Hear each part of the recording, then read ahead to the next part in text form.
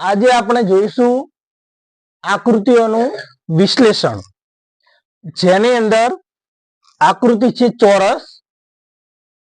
તો આમાં આપણે શું સમજવાનું છે કે કોઈ આકૃતિ હોય તેની અંદર પ્રશ્ન આપણે પૂછવા આવતો હોય છે કે કેટલા ચોરસ છે.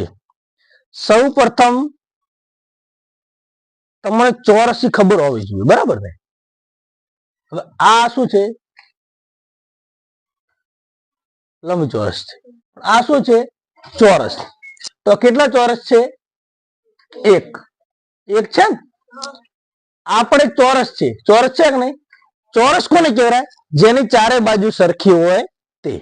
તો આ એક ચોરસ. એક છે ને? આ કેટલા ચોરસ છે? જો આ હું એક હતો, એની અંદર પણ એક આવી ગયું ને, એ એક. આ બે ચોરસ થઈ ગયા ને, બે. તો આ કેટલા ચોરસ? બે. ત્યારબાદ આ આકૃતિઓ કેટલા ચોરસ છે? આમાં જો આ 1 2 3 4 ચાર છે ને, તો ઉપરનું મોટું ગણવાનું ને, એ આ ચોરસ ના થઈ ગયું. તો કેટલા ચોરસ છે? 5. ખબર પડી? આની અંદર પણ એવી રીતે જો આ અંદરની લીટી છે ને, એ હાલ ભૂલી જાઓ.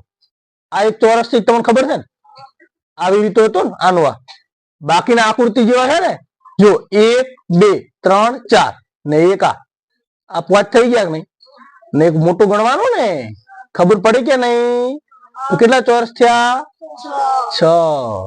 આવી રીતે લંબચોરસમાં આપેલું હોય તો બે જ ગણાય, 1 ને 2.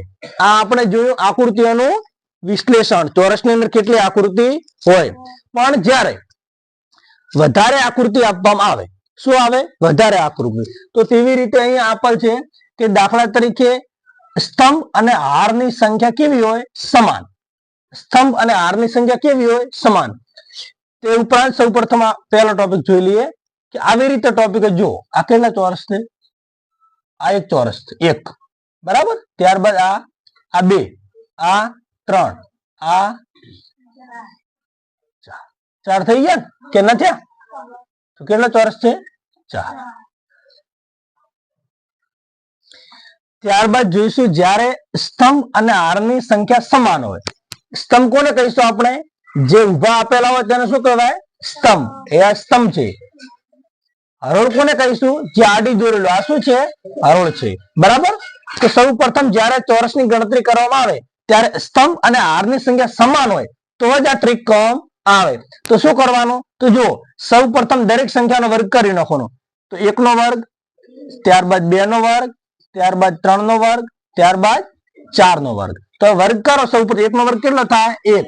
2 નો વર્ગ 4, 3 નો વર્ગ 9, 4 નો વર્ગ 16. હવે શું કરવાનું? આનો સરવાળો. સરવાળો કેવી રીતે કરવાનો? તમે એવું કહો 16 ને 9 ને 9 ને 4 એવી રીતે નહીં. જો એકદમ સિમ્પલ.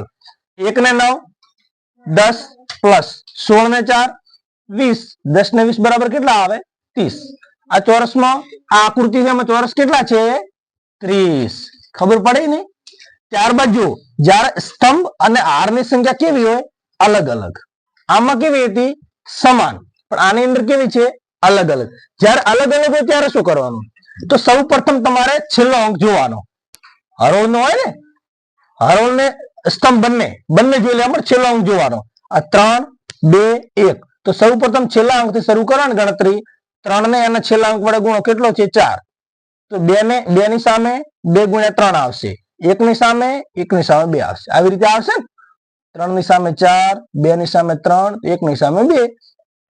3 ચોક 12, 2 તરી 6, 1 દુ 2. તો આનો તમે સરવાળો કરો. કેટલો થાય? 12 ને 6 18, 18 ને 2 20. તો આ આકૃતિમાં કેટલા ચોરસ છે? 20. ખબર પડી?